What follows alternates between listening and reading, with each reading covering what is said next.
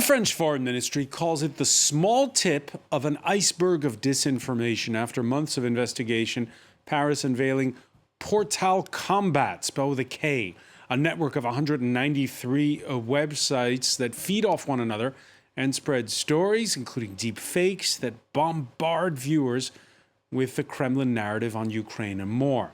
Many of the sites have the same exact design.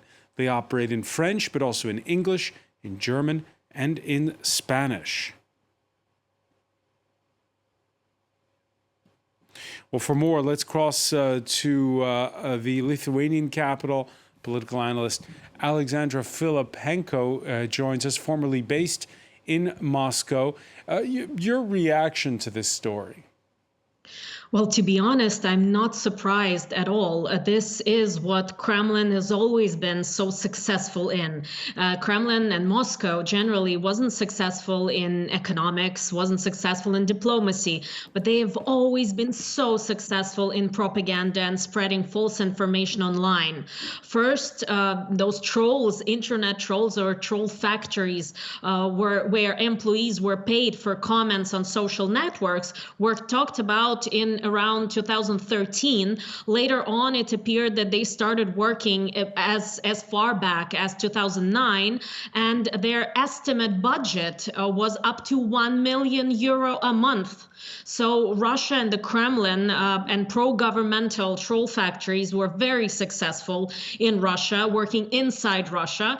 And starting from, I must say, 2016 or even earlier, they went to the international space. And we know about the interference in the American elections in 2016. And even the US Justice Department brought charges against Prigozhin's troll factory for interfering in 2016 US presidential elections. So they have been very, very successful. And of course, after Prigozhin stopped working with those trolls, after his media outlets were taken from him, after he tried to go against the Kremlin and against President Putin, of course, those trolls didn't stop working. They didn't stop working inside Russia. They didn't stop working outside Russia, too.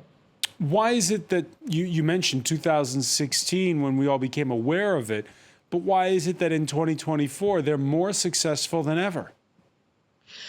Most likely, there is this option that Prigozhin's media outlets, and I must say even media empire, was taken over by Yuri Kovalchuk. Yuri Kovalchuk is a close friend of President Putin, and he's the head of the National Media Group. I rather say the owner of National Media Group, whose board of directors is headed by Alina Kabaeva.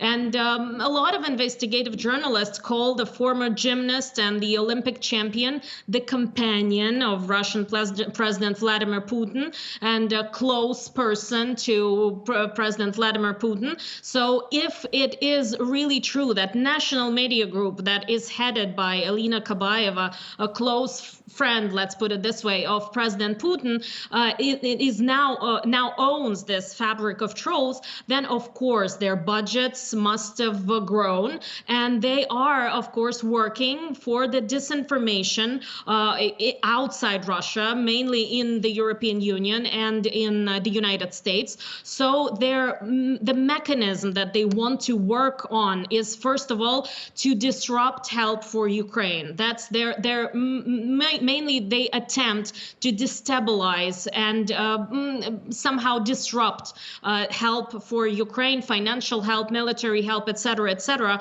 because of course they are working to destabilize that war in Ukraine, and the attempts of European Union to help Ukraine, and destabilize Europe in general, because the only thing that can help President Putin right now is chaos in the United States and chaos in Europe too.